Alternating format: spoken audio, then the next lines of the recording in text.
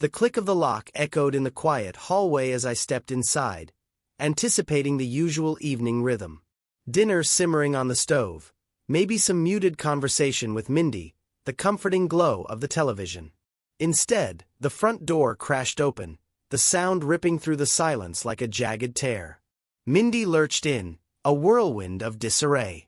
Her hair was a tangled mess, mascara streaked down her cheeks like dark, uneven trails, and her coat hung off her shoulders, half on, half off, as if she'd wrestled with it. The sharp tang of cheap tequila clung to her, each word a slurred, indistinct mumble about letting loose for once.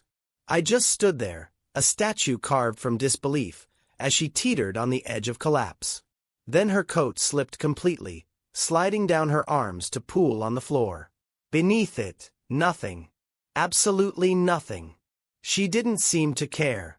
A strange, broken laugh escaped her lips as she stumbled towards the sofa, collapsing onto it in a heap, limbs splayed at unnatural angles, as if she'd forgotten the basic architecture of the human body.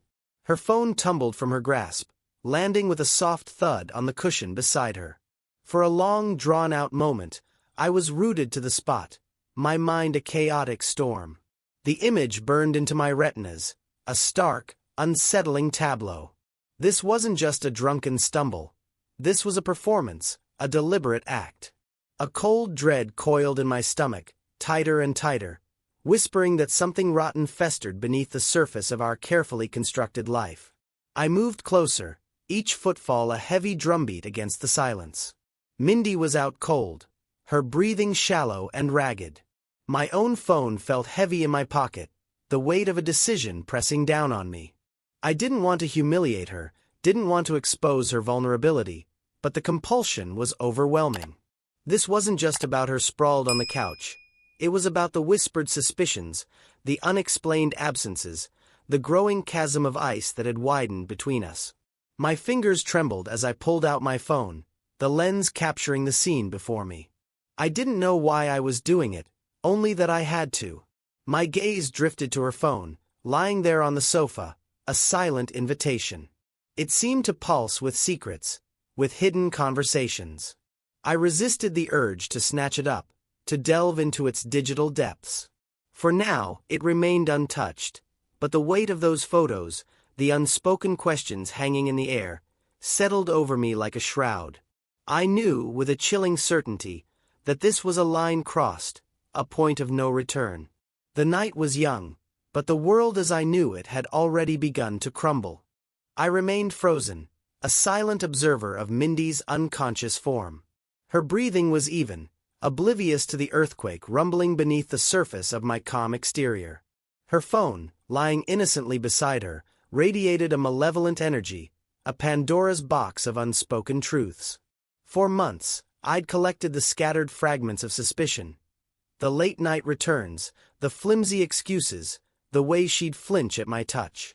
I dismissed it as stress, a phase, anything to avoid confronting the gnawing unease in my gut.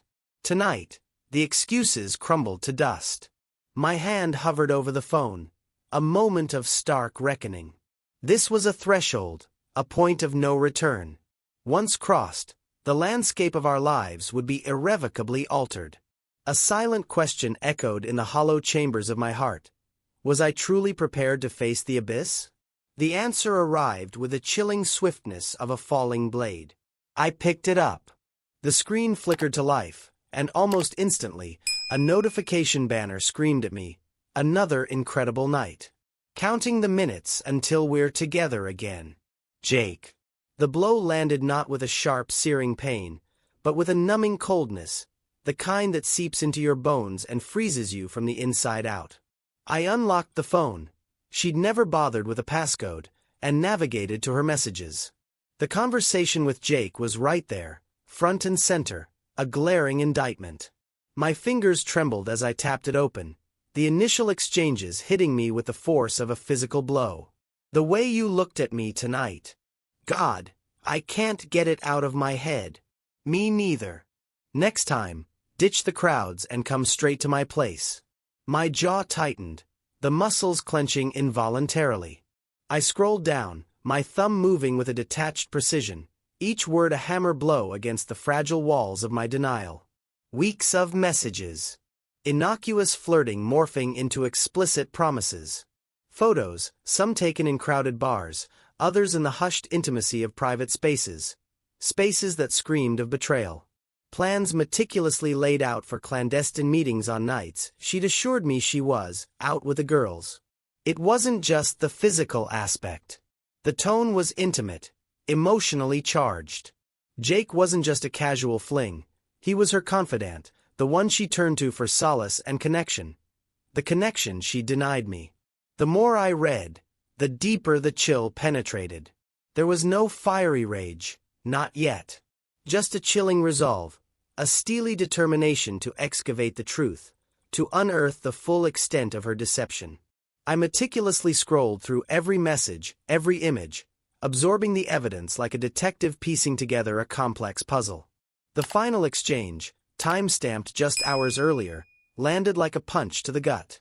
"Hate leaving you like this," Jake had texted. "I'll make it up to you," Mindy had replied. "You know you're worth it."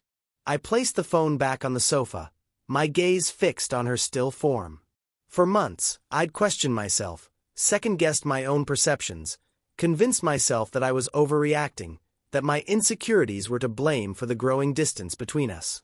Now, the truth lay exposed, stark and undeniable. My instincts hadn't betrayed me. My trust, so freely given, had been weaponized against me, twisted into a cruel joke. My hands were steady now, the initial shock giving way to a chilling calm. There was no trembling, no hesitation. The path ahead, though shrouded in uncertainty, was becoming terrifyingly clear. Tonight, the dam had broken, and the torrent of truth could no longer be contained. Whatever the consequences, I was ready to face them. The first rays of dawn crept through the blinds, casting long, distorted shadows across the living room. I sat at the kitchen table, a silent sentinel, waiting. Mindy's coat lay draped over a chair, a stark reminder of the previous night's unraveling. Her phone, the instrument of revelation, sat squarely in the center of the table, a cold, black monolith. Beside it, a mug of coffee sat untouched, the steam curling upwards like a ghostly apparition. My own phone, containing the digital evidence of her betrayal, rested heavy in my pocket. The stage was set, every detail meticulously arranged. The soft pad of her footsteps announced her arrival. She shuffled into the kitchen, a picture of dishevelment. Her hair was a bird's nest, her eyes clouded with a lingering fog of intoxication. She glanced at me, a flicker of confusion crossing her features, before her gaze landed on the phone. The confusion instantly morphed into something akin to panic. "Morning," she mumbled, her voice rough and strained. "Who's Jake?" I asked, the question hanging in the air like a sharpened blade. My voice was calm, controlled, but laced with an undeniable edge. There was no room for evasion, no space for lies. She froze, her body tensing as if she'd received a physical blow. "What?" she stammered, a desperate attempt to stall. "You heard me," I replied, my eyes boring into hers. "Who is Jake?" Her mouth opened and closed, her mind clearly racing, searching for a plausible narrative. I don't know what you're talking about," she finally managed, her voice trembling slightly. She avoided my gaze, her eyes darting around the room. I leaned back in my chair, a slow, deliberate movement. "You don't know. Perhaps a refresher is in order." I reached for her phone and slid it across the table towards her. The texts, the photos, the secret rendezvous. "You've been seeing him for months, haven't you?" Her hand hovered over the phone, as if it were a venomous snake. "It's not what it looks like," she whispered, her voice barely audible. "Not what it looks like." I echoed, a hint of incredulity creeping into my tone. "I've read every message, Mindy. Every single one. He's not just some casual acquaintance, is he?" She flinched at my words, her carefully constructed facade beginning to crumble. "We're just talking," she mumbled weakly. "It's nothing serious. Just talking." I retorted, my voice rising slightly. You've been sneaking around, lying to my face, meeting him behind my back, and you call that just talking? Don't insult my intelligence, Mindy. Her shoulders slumped, and for a fleeting moment, she seemed on the verge of confessing. Then she sighed, her face contorting with a mixture of shame and despair, tears welling up in her eyes. I didn't mean for it to happen, she choked out. What didn't you mean for? I pressed, refusing to let her off the hook. The lies, the deception, or the part where you decided our marriage wasn't worth a shred of honesty. She sank into the chair opposite me, burying her face in her hands. It wasn't supposed to go this far, she sobbed. But it did, I stated, my voice flat and unwavering. So tell me, Mindy. Why? Why him? Why any of this? She hesitated, her body shaking. Finally, she looked up at me, her eyes red and swollen. I don't know, she whispered. I was lonely. You've been so distant lately, so consumed by work. I felt invisible. Invisible. I repeated, the word laced with disbelief. I've been working to provide for us, to build a future together, and you felt invisible? That's your justification. It's not just that, she retorted, a flicker of defensiveness igniting in her eyes. You're always so serious, so controlling. With him, I felt free, like I could just be myself.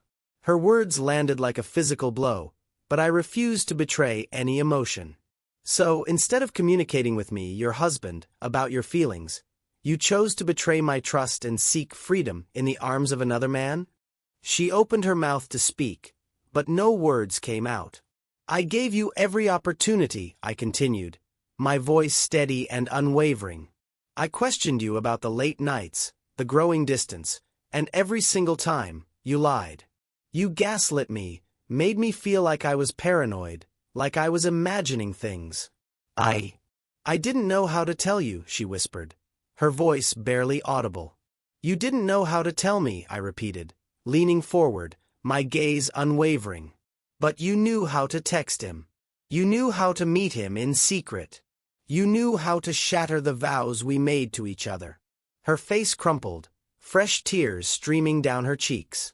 I'm sorry, she choked out. I don't know what else to say. Sorry, I echoed, shaking my head slowly. Sorry doesn't mend what's broken, Mindy.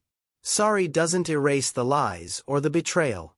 Sorry doesn't make me forget that you chose him over me, over us.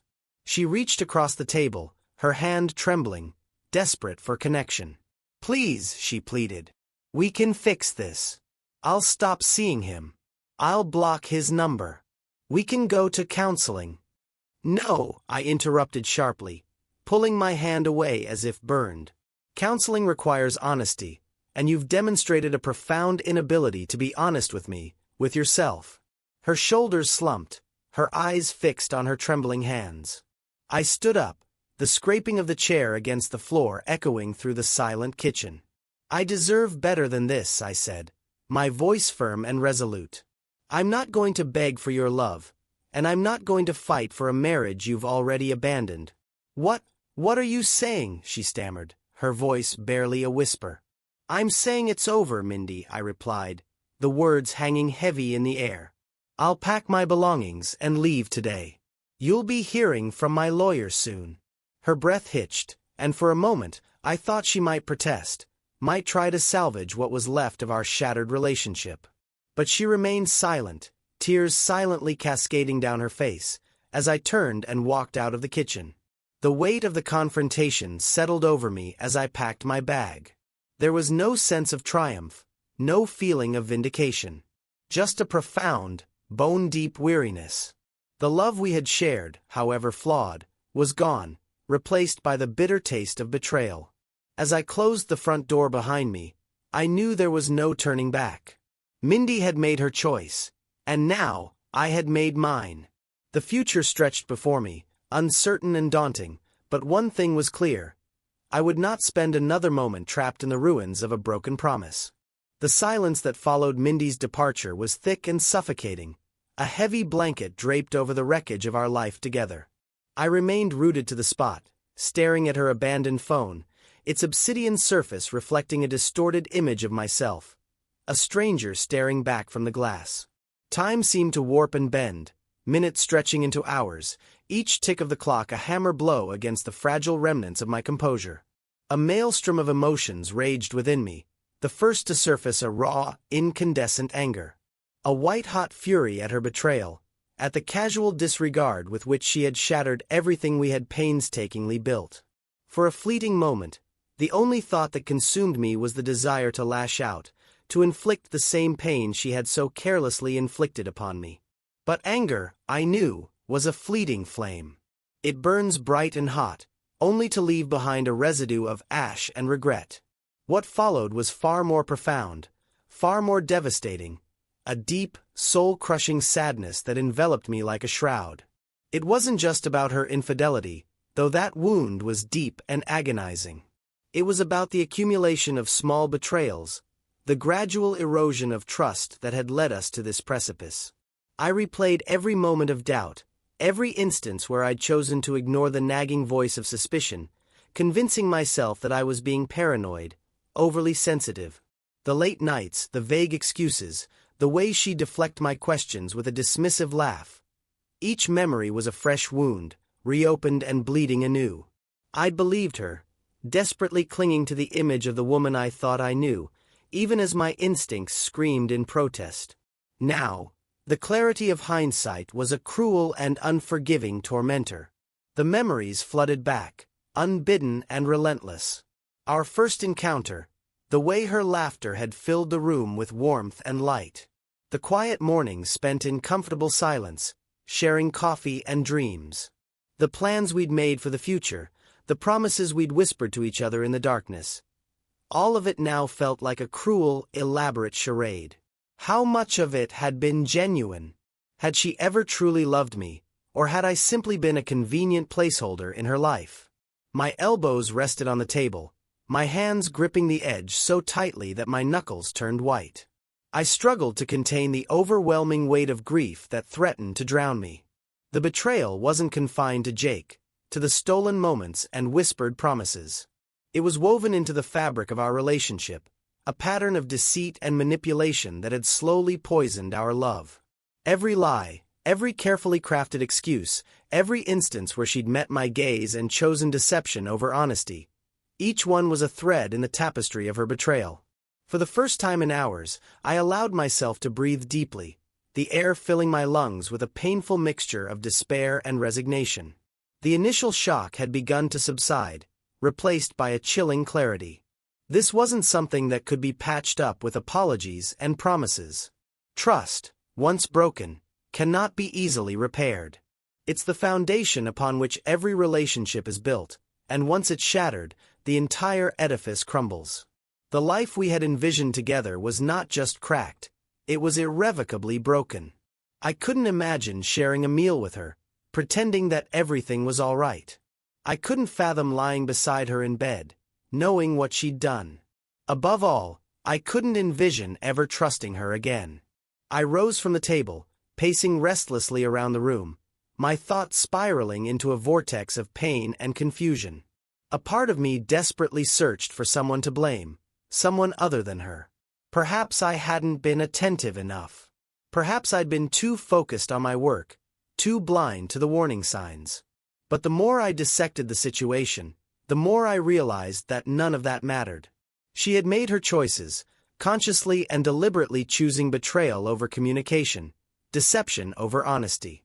I stopped at the window, gazing out at the quiet street below. The world outside seemed so normal, so untouched by the turmoil that raged within me. How could life continue as if nothing had changed, when my entire world had been irrevocably shattered? Our dog, Buster, padded into the kitchen, his nails clicking softly against the tile. He looked up at me with his big brown eyes, sensing the shift in the atmosphere. I knelt down and scratched behind his ears, a wave of guilt washing over me.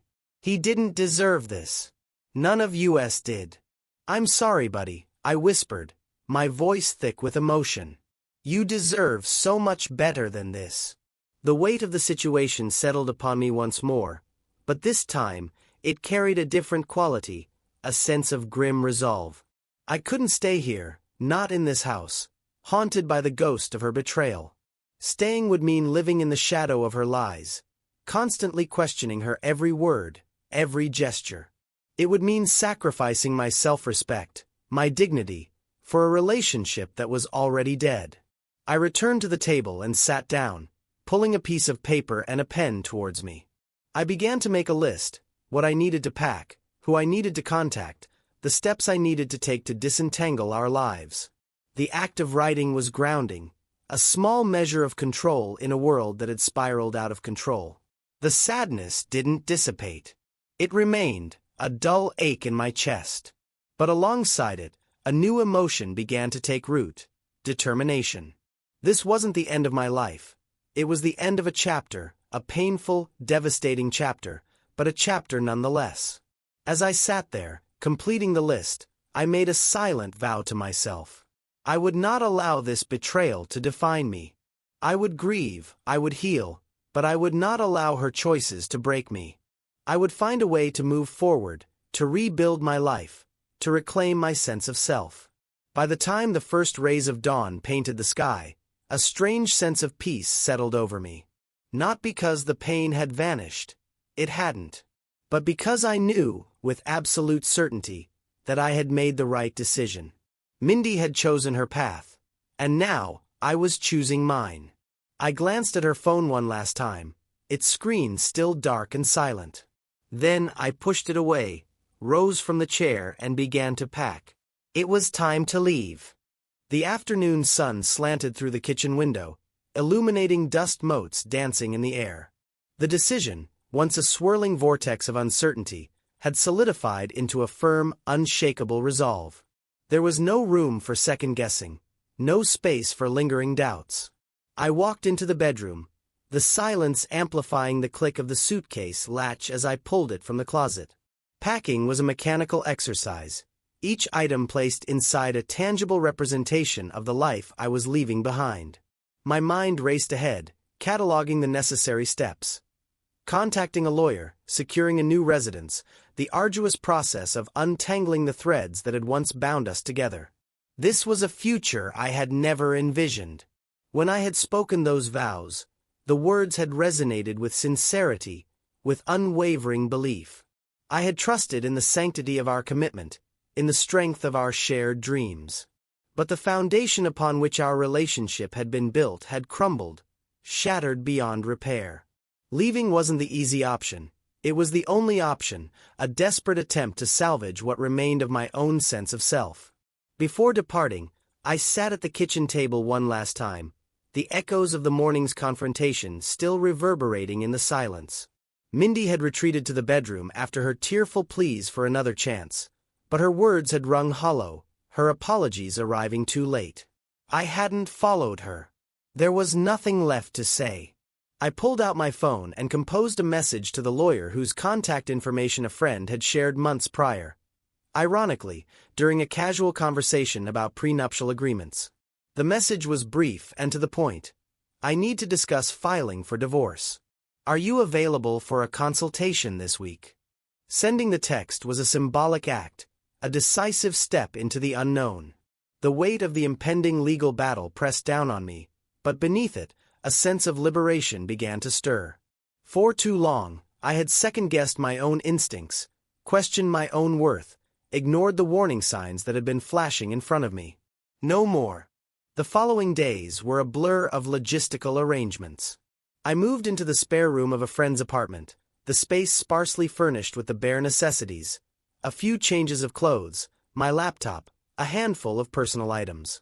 The house that had once felt like home now seemed alien, a place I could no longer associate with comfort or security. Every spare moment was consumed by the intricate process of disentangling our intertwined lives. Joint accounts were closed, mail was forwarded, social media connections were severed. It was a cathartic yet emotionally draining experience, akin to meticulously removing weeds from a garden that had been neglected for far too long. Each action was a painful reminder of the life we had shared, the future that would never be. The nights were the most challenging. Lying awake in an unfamiliar bed, my mind relentlessly replayed the past, the good times interspersed with the agonizing memories of her betrayal. Every happy moment was now tainted, overshadowed by the knowledge of her deceit. I leaned heavily on my closest friends during this period of upheaval. They offered unwavering support, reminding me that I wasn't alone in my grief and confusion. Their encouragement was a lifeline, helping me navigate the turbulent waters of heartbreak and uncertainty. As the weeks bled into months, I began the slow, arduous process of rebuilding.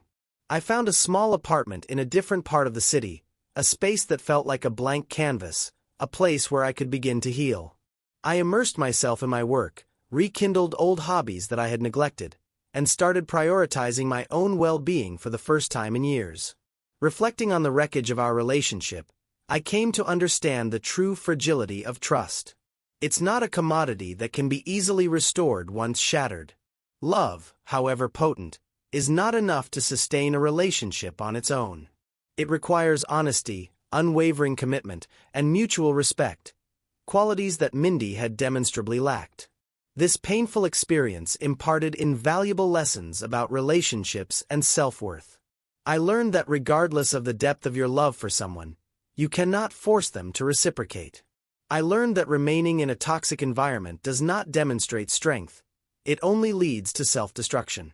And most importantly, I learned that walking away is not an admission of defeat, it's an affirmation of self-respect. Today, I stand on solid ground, my gaze fixed on the future rather than the past. The pain has not completely vanished, but it has dulled, replaced by a quiet sense of hope. I know that I will be okay, that this is not the end of my story. It's simply the closing of a chapter, a painful, messy chapter that needed to be closed so that I could begin anew. To anyone reading this who has endured a similar experience, my advice is simple. Do not settle for someone who chooses deception over loyalty. Do not allow fear of the unknown to trap you in a situation that diminishes your spirit. Walking away is agonizing, but sometimes, it's the only path to peace. Did I make the right decision by leaving? I would value your thoughts and perspectives. Your insights mean more than you can imagine.